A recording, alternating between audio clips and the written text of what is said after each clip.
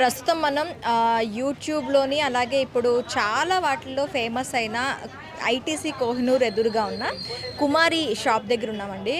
ఆమె ప్రస్తుతం ఎక్కువగా క్రౌడ్ వస్తున్నారు. అలాగే ట్రాఫిక్ ఆంక్షలను బట్టి అక్కడ షాప్ తొలగించాలనే ఆదేశాలతో ఆమె షాప్ ఈరోజైతే బంద్ ఉంది. అంటే పైనుంచి ఆర్డర్స్ వచ్చాయి కానీ ఈరోజు ముందు వాళ్ళు ఏదైతే ఆంక్షలు పెట్టారో దాని ప్రకారం ఈరోజైతే బంద్ చేసి పెట్టున్నారు. ఆమె అవైలబుల్గా లేరు. మనకి ఇక్కడ చాలా అంటే తనతో పాటు ఉన్న షాపర్స్ ఉన్నారు. వాళ్ళని దగ్గరికి వెళ్ళి అసలు ఏం జరిగింది ఏంటి అనేది అడిగి తెలుసుకునే ప్రయత్నం చేద్దాం. అమ్మా మీ పేరు? సూర్యవతి నాన్న.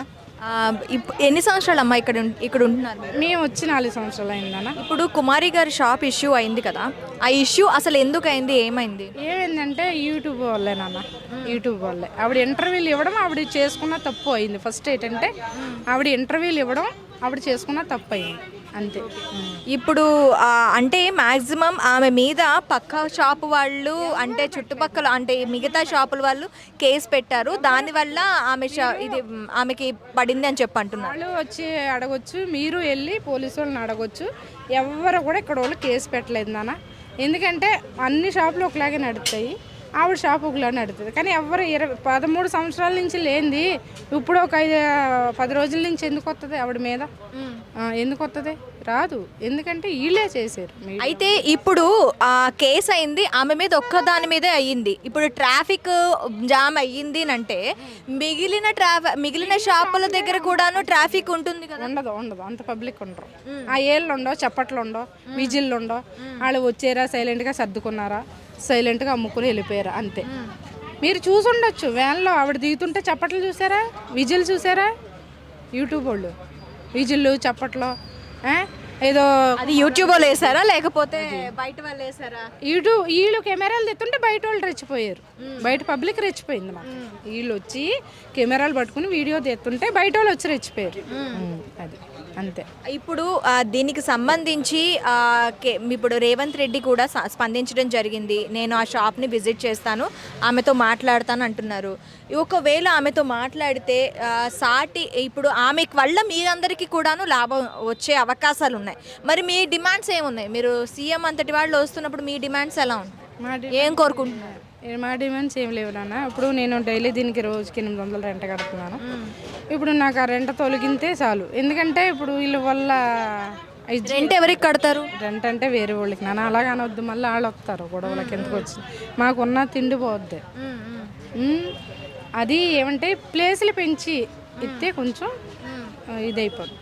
ప్లేసెస్ మీ వరకు రాసిస్తే బాగుంటుందంట. రాసి ఇవ్వడం అంటే ఉంది. ఇప్పుడు ఎలా బతకమని వదిలేసారో అలా బతకమని ఇస్తే బాగుంటుంది అంతే. అంతేగాని రాసి ఇవ్వడానికి ఇది ఎవరు రాస్తున్నానా? గవర్నమెంట్ది.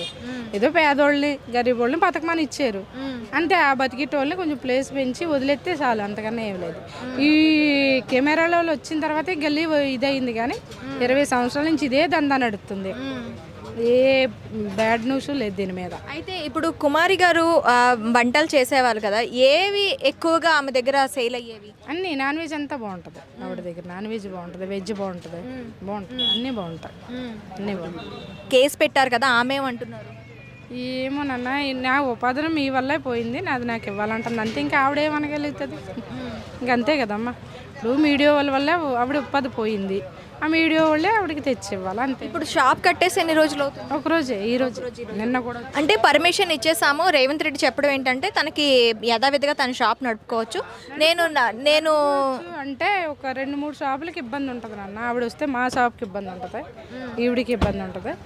ఇప్పుడు ఆవిడ రావాలా, ఆవిడ వస్తేనే మాకు అవుతుంది. వాటర్ బాటిల్ అని, కూల్ డ్రింక్స్ అని భోజనం చేసే వాళ్ళు తాగుతారు కదా, అవుతాయి.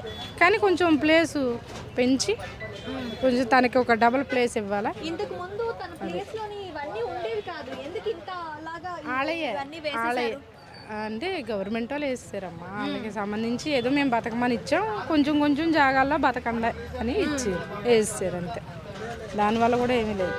దానివల్ల కూడా థ్యాంక్స్ అమ్మా, థ్యాంక్ యూ.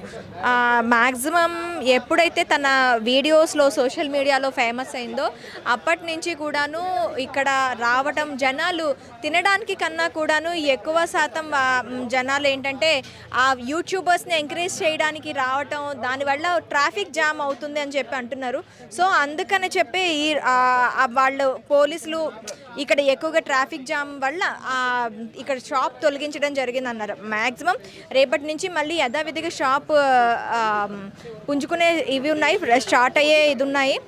సో మిగిలిన వాళ్ళు కూడా ఉన్నారు, వాళ్ళతో కూడా అంటే కస్టమర్స్ ఉన్నారు, కస్టమర్స్తో కూడా మాట్లాడే ప్రయత్నం చేద్దాం. సీఎం రేవంత్ రెడ్డి కూడాను దీని గురించి ఆలోచన చేస్తాము, ఆమెకి యథావిధిగా షాప్ మీరు ఓపెన్ చేసుకోవచ్చు అని చెప్పారంట కదా. సో చేసుకోవచ్చు కమ్మా, ఇంకేముందా ఇట్లా అంటే ఇప్పుడు మేము వద్దని లేదు కదా.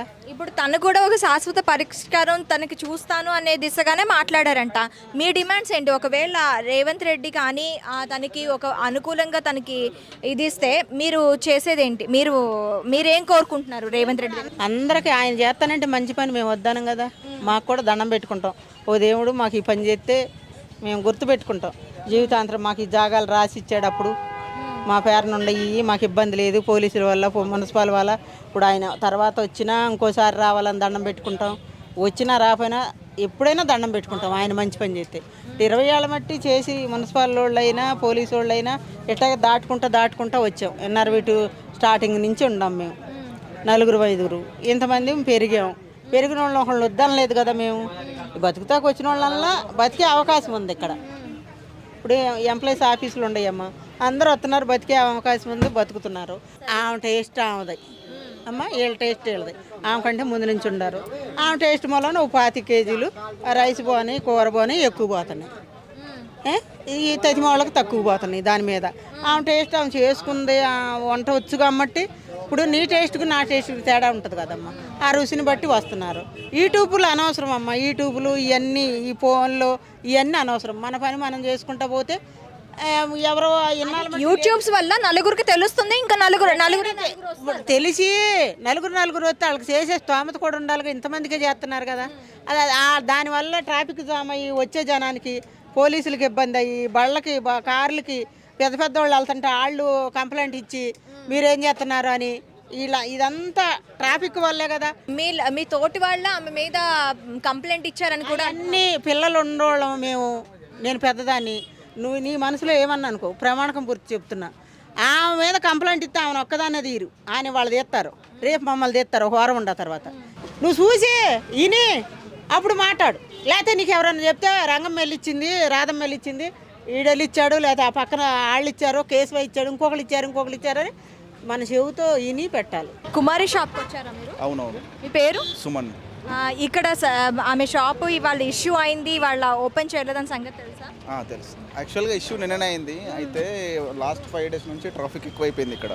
ట్రాఫిక్ ఎందుకని అయితే ఈమె వీళ్ళ దగ్గర అంటే సోషల్ మీడియా వల్ల కొంచెం డెవలప్మెంట్ చాలా అయింది, అట్లా అని చాలామంది జనాలు కూడా ఎగబడ్డారు. ఇక్కడ ట్రాఫిక్ కూడా ఎక్కువైపోయింది, ప్లస్ మళ్ళీ పార్కింగ్ కూడా లేదు కాబట్టి ఇక్కడ ట్రాఫిక్ ఎక్కువైపోయిందని పోలీసులు కూడా మొన్నే ఆల్రెడీ చెప్పారు వాళ్ళకి. వాళ్ళ వెహికల్ కూడా ఇక్కడ నుంచి అక్కడ తీసుకెళ్ళారు, అది అంటే ఫుడ్ ఇక్కడ దింపకుండా తీసుకెళ్ళారు డైరెక్ట్గా. అట్లా అయిపోయి ఈరోజు పెట్టనని చెప్పారు. అయితే ఇప్పుడు ఆమెకు సంబంధించి ఫుడ్ ఎలా ఉండేది? బాగుంది ఫుడ్, ఎందుకంటే మేము లాస్ట్ 3 years నుంచి ఇక్కడనే తింటాం, లంచ్ చేస్తాం, బాగానే ఉండేది ఫుడ్. బాగా ఫేమస్ అయిన ఐటమ్స్ ఏంటి ఆమె దగ్గర? బాగా ఫేమస్ అంటే chicken fry, chicken liver, mutton curry, బోటీ కర్రీ. 2 days నుంచి మిస్ అవుతున్నారా? మిస్ అవుతున్నామండి. నిన్న లేదు, ఈరోజు కూడా లేదు. ఏమనుకుంటున్నారు? మళ్ళీ ఆమె రావాలనుకుంటున్నారు? ఆల్రెడీ చెప్పారు వస్తారని చెప్పి. ఇప్పుడు గవర్నమెంట్ ఒకవేళ వాళ్ళకి సహకరిస్తే ఏ విధంగా సహకరిస్తే బాగుంటుందంటారు? అంటే సహకరించడం అంటే ఇలాంటి వాళ్ళని కొంచెం ఎంకరేజ్ చేయాలి. ఇప్పుడు మెఫిల్, షాగోస్ ఇలాంటి రెస్టారెంట్లు కాకుండా ఇలాంటి వాళ్ళకు కొంచెం హెల్ప్ చేస్తే మాలాంటి వాళ్ళకి కొంచెం బెనిఫిట్ ఉంటుంది. ఎందుకంటే ఇప్పుడు కాస్ట్ కూడా తక్కువ ఉంది కదా, 80 rupees 100 rupees అంటే చాలా తక్కువ. అదే హోటల్స్కి వెళ్తే 250 230 అట్లా ఎక్కువ అయిపోతాయి. తక్కువ కాస్ట్లో మంచి క్వాలిటీ ఫుడ్ వస్తుంది కాబట్టి కొంచెం ఆమెకు హెల్ప్ చేయాలని కోరుతున్నాం. Thank you.